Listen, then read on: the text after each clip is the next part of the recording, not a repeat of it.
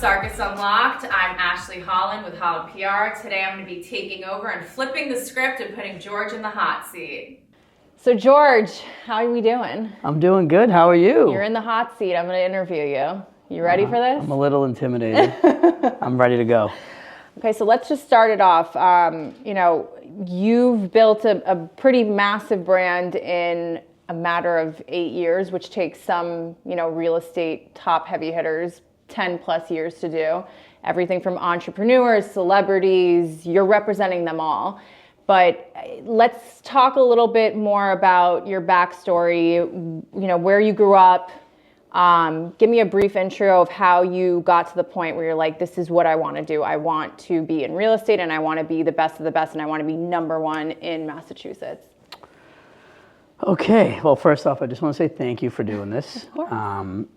And thank you for everything you do to help us. I would say that where it all started, I always had a passion for real estate. So growing up, my father, had retail stores in Harvard Square in Cambridge, liquor stores, cafes, and I just remember his rent for his stores always going up and him complaining about how expensive rent is and how he struggled in business because he didn't own the actual property.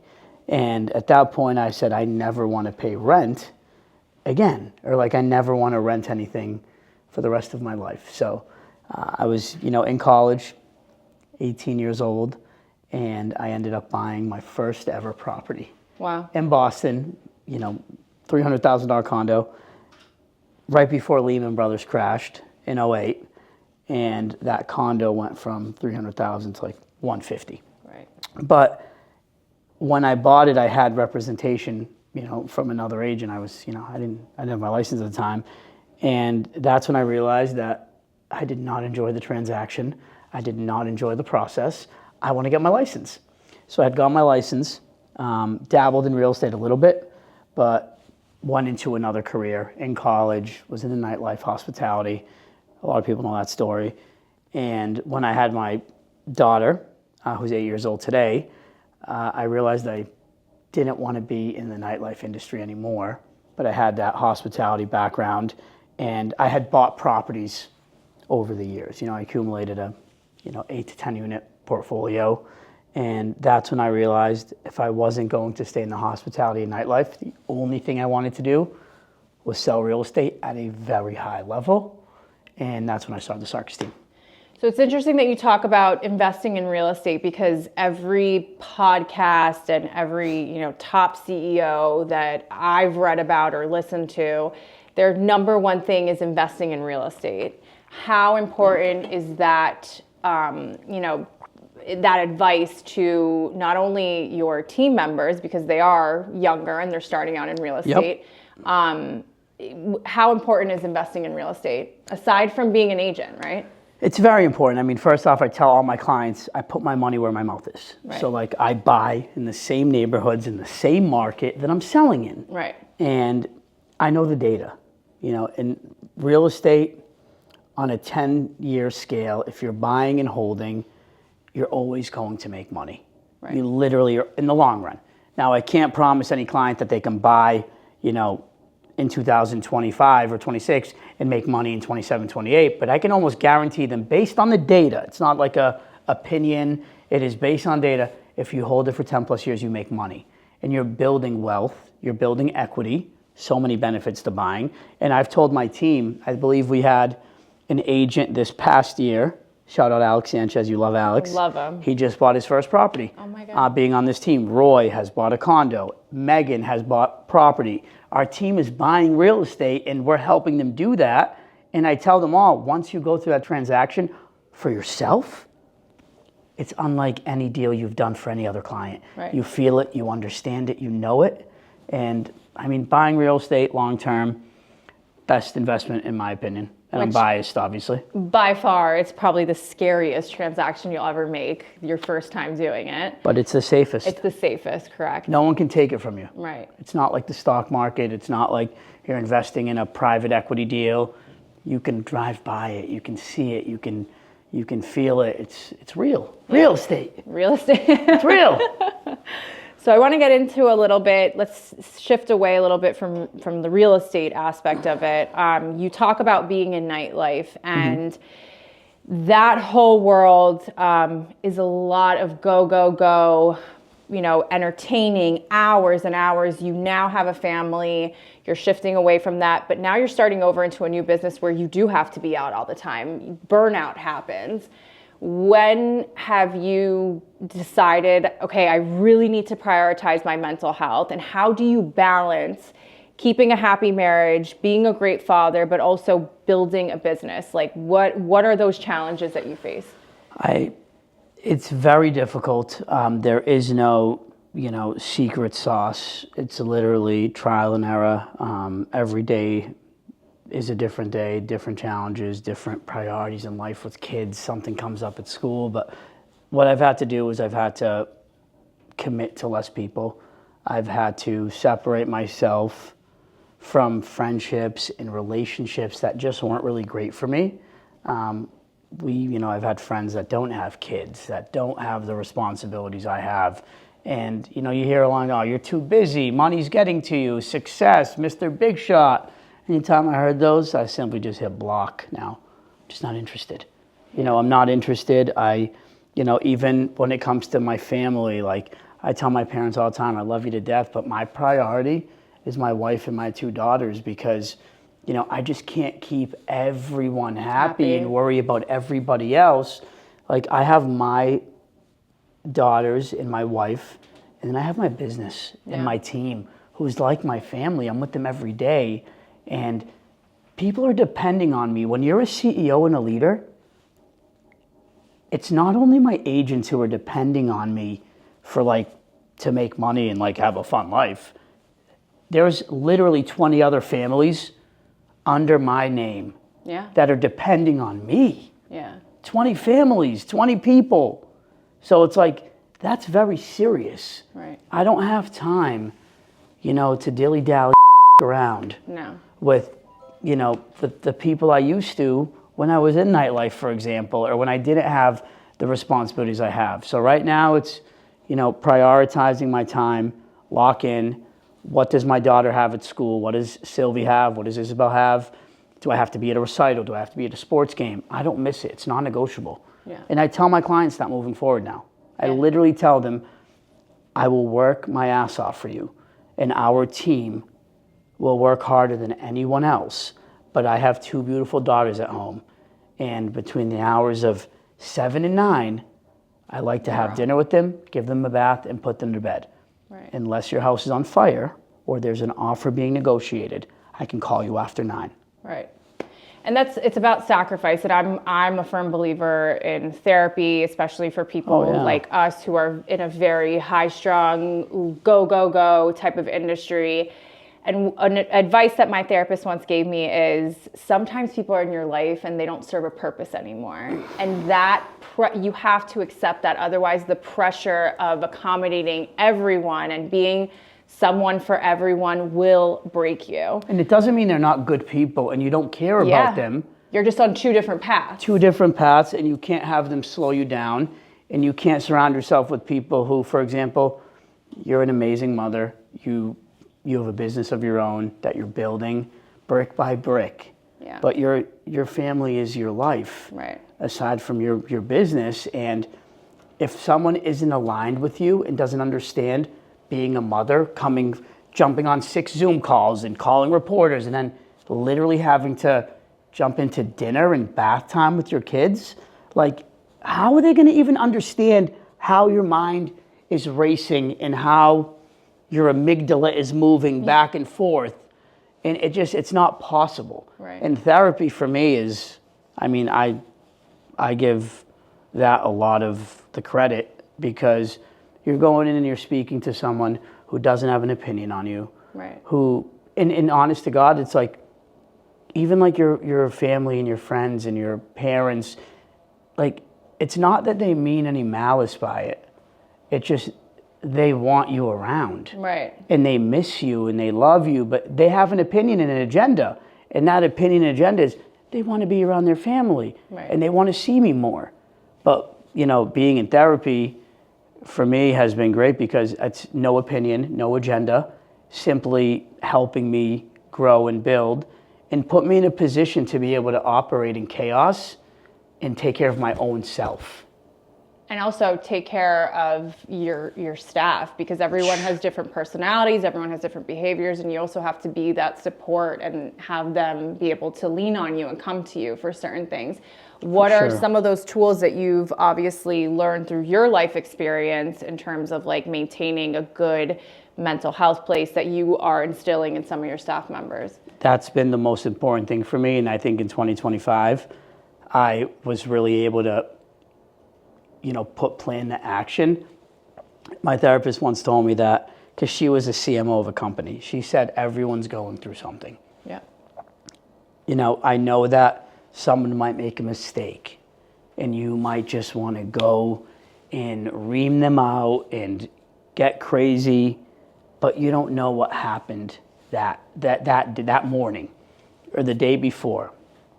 So checking in with your team and asking them how they're doing.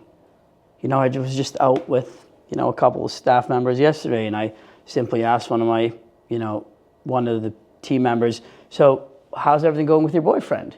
Where did you meet him? How long have you guys been dating for? Like, just asking. I know it's like, everyone's like, oh, business and personal. No. I mean, if you're on a team, it's a family. Right. Like we're not a Fortune 500 company.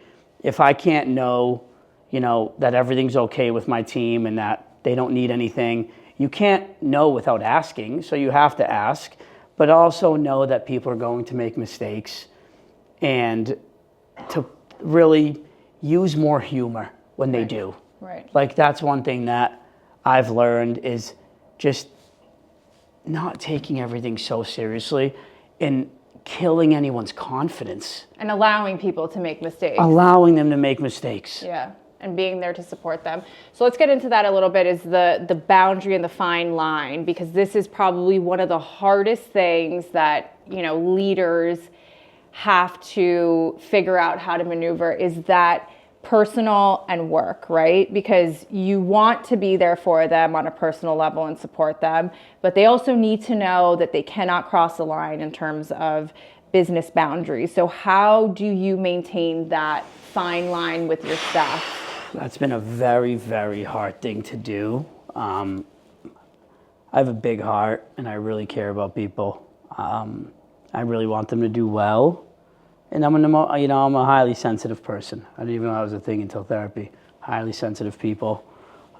They care a lot. They're leaders. They're creative, and they're emotional. So for me, it's like I think that's one of the things I really have to work on. What I've done is keep my distance. Always leave, the event early. Always, don't compliment too much. Don't praise too much. It's like that. I've always watched a clip with like Tom Hanks and Shia LaBeouf, whatever. It's like, things are going good, stay calm. Yeah. Things are going bad, stay calm. This too shall pass. Right. So even when an agent or a team member of mine is on a heater and they're like, everything's going great, I'm not going to make them think that they're unstoppable either. Great job. Let's keep it going now. Yeah. Don't be yesterday's hero. What do you have today? Right. Compliment, encourage, motivate, but don't, overdo it. Like, find that happy medium. And it's same goes when they do something wrong. And, we're at the end of the day, like I'm friends with a lot of the people on my team. Yeah. I consider them family. Everyone's going to have their own way. You'll read something or see a video about someone being like, oh, you got to just, no relationship, keep it separate. Like, that's not who I am, unfortunately. That's not what I'm building. Yeah, no, and people end up leaving when they don't feel like there's any, personable type of qualities within a team. So let's get a little bit into the fact that you are a huge sports fanatic. Oh, yeah. You love the Celtics. You love the Patriots. Did you play sports growing up? I did. Okay, and what did you learn from your team and coaching because clearly you have such a successful business. You have a team that absolutely loves you. I've been around them enough the community of Boston absolutely loves you. They respect you. So talk a little bit about the teamwork and coaching of things that you bring into the team that you've learned from obviously playing sports and watching sports. Yeah, my sports, like playing sports for me, basketball was my life. Yeah, Back in the day when there was Facebook, you could put like your marital status. It was Spalding for me. I was a gym rat. I always got kicked out of the gym by the janitor. And my freshman year, I didn't make the team. Well, sorry, 8th grade was when we started high school in my town. I didn't make the freshman team in 8th grade. I ended up making it in 9th, and then I get cut my sophomore year.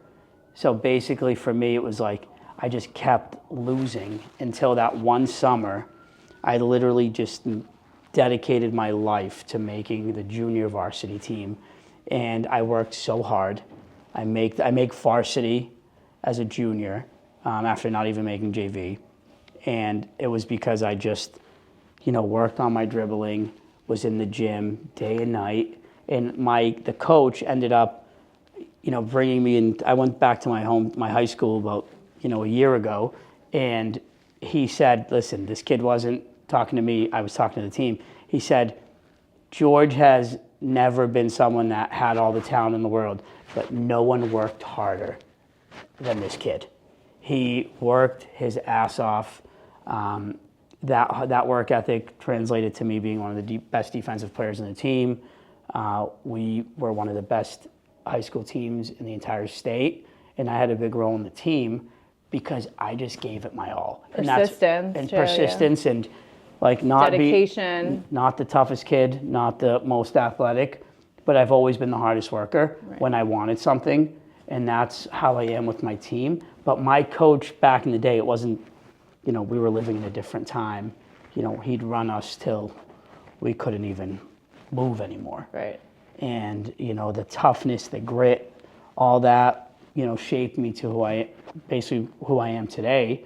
And I've done that in my own way with my team, with a little massaging because it's 2026. It's 2026, yeah. You can't get away with that anymore. Can't get away with a lot of different things. So the sports competitiveness, a lot of the people on the team right now played sports, so they get it. Right. So the persistent dedication and the hustle that you have, obviously, that is something that you had within you. Is that something that is it teachable because you're with a bunch of staff members on a daily basis, a bunch of agents? Is that something teachable, or is that something that you notice right up front when you're interviewing someone to join the team? I really honestly, I'm going to give a short answer right now. It's TBD. With everyone, it's different. I mean, I am still learning how to answer that, but I can see it a lot of the time. I've also been wrong a lot of the time. Right. I think if people reach out to me enough to want to join the team, to the point where I'm like, all right, let me just interview these people because they've literally came to my office and knocked on my door at night and they've showed up at the gym to want to join the team. If they do stuff like that, that means they really want it. Yeah. And they're going to give it their all. Also, some people have had the talent, and had the skills, and had the network, but didn't have the drive. I rather drive, and I rather relentlessness, someone being relentless, over smarts, knowledge.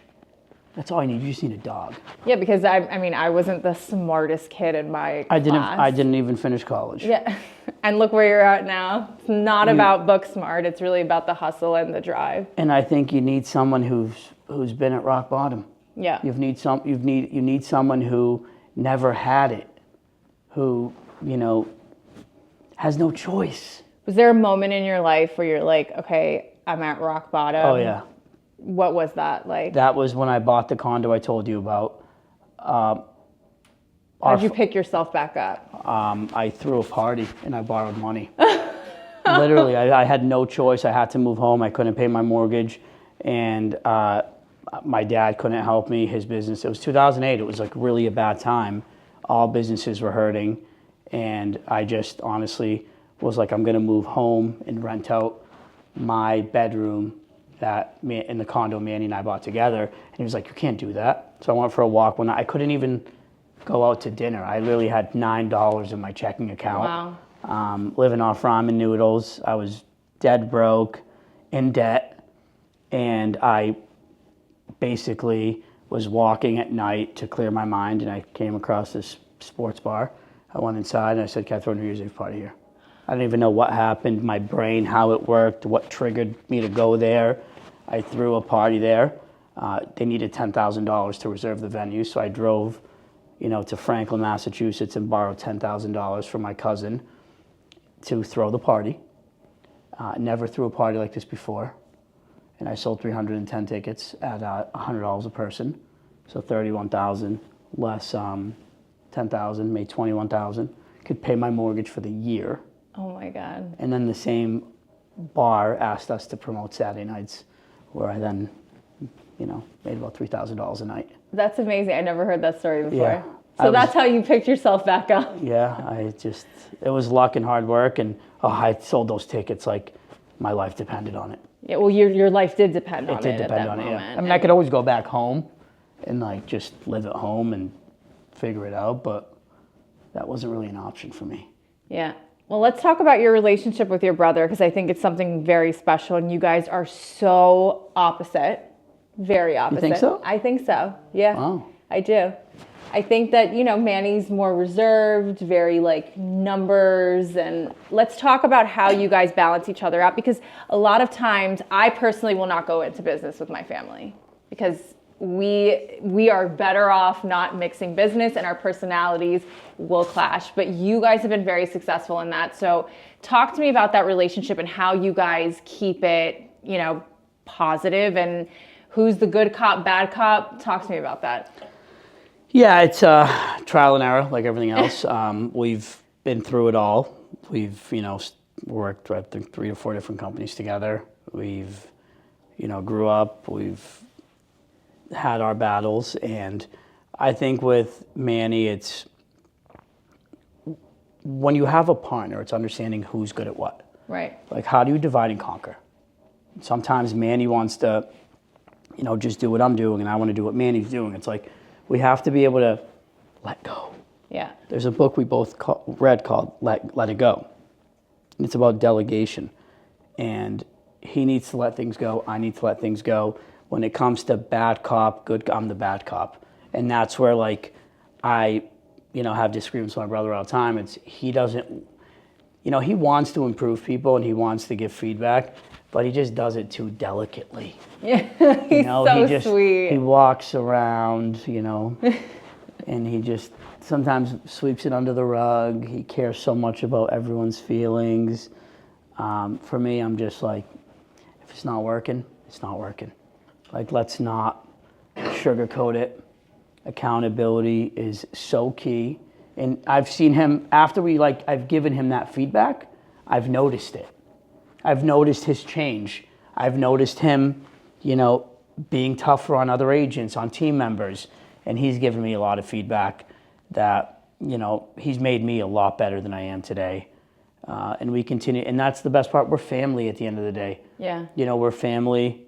We've been together from the beginning, and we'll be together till the wheels fall off. So all we can do is continue to better each other.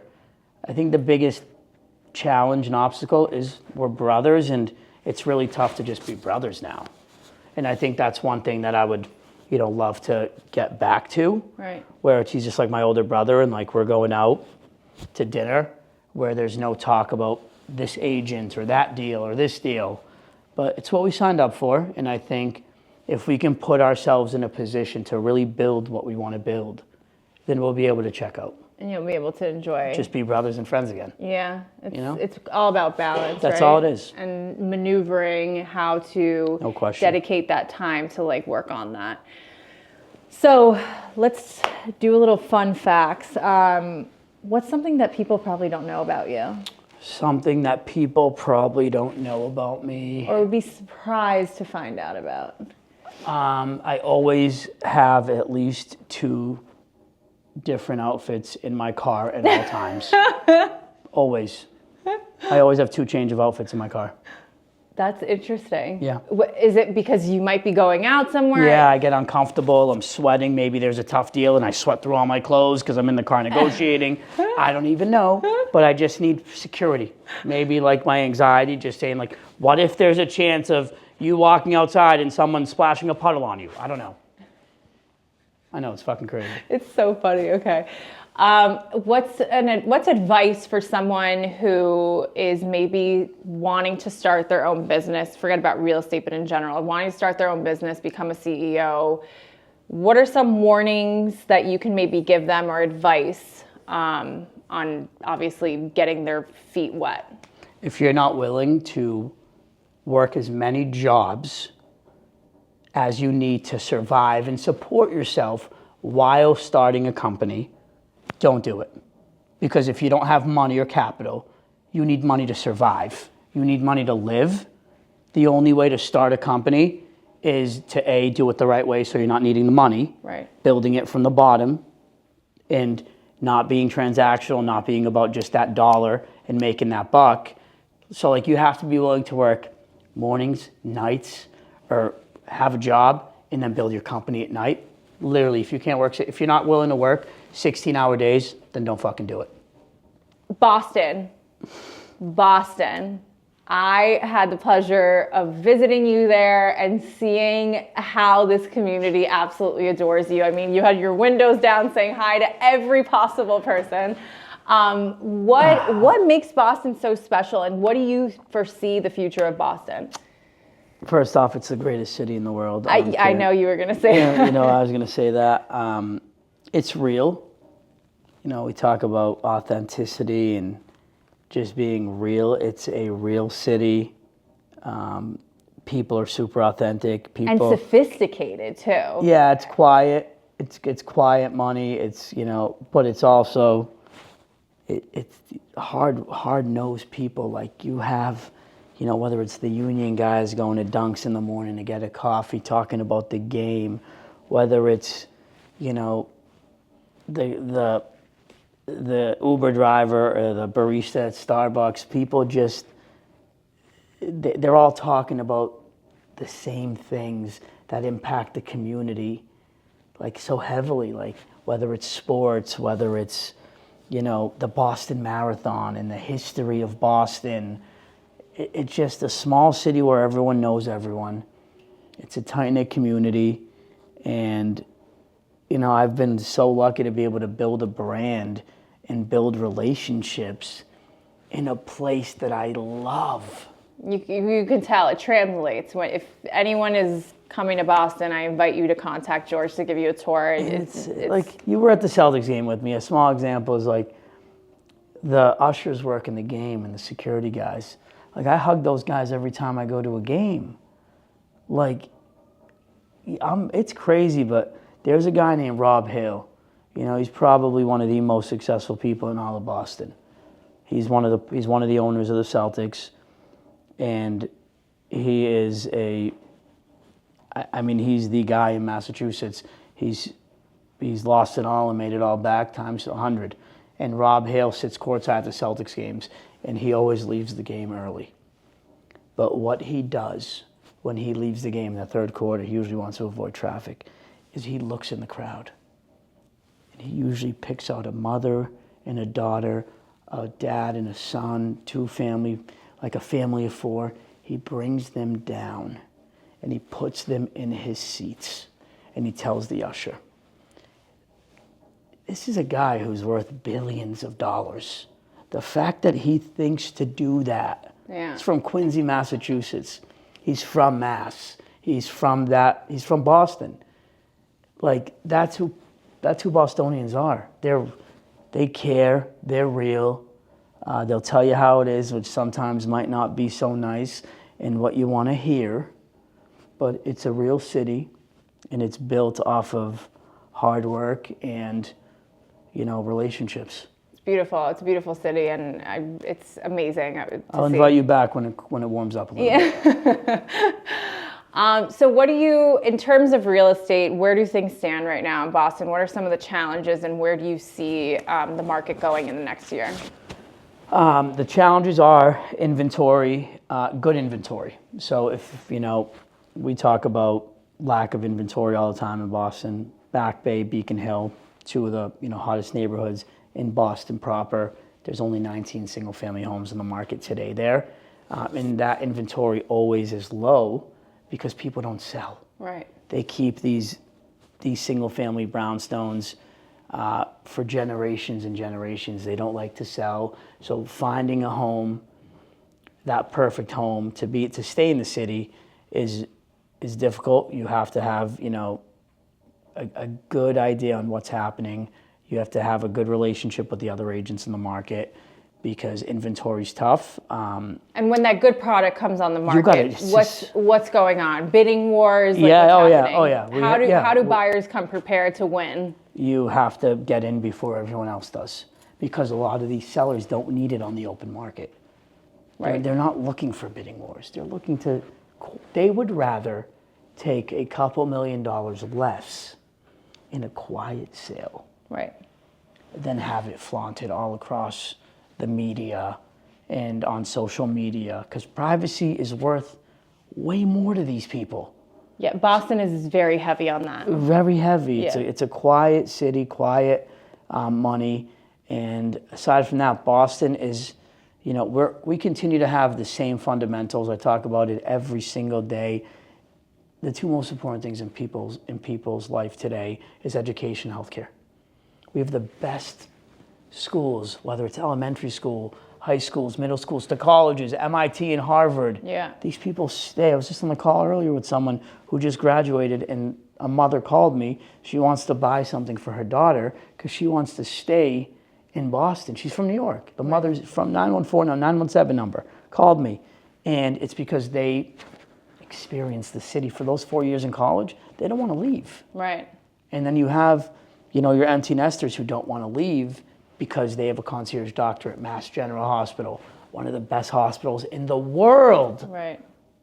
So it's important. Healthcare, education, and the market is only going up. There's not enough dirt in Massachusetts.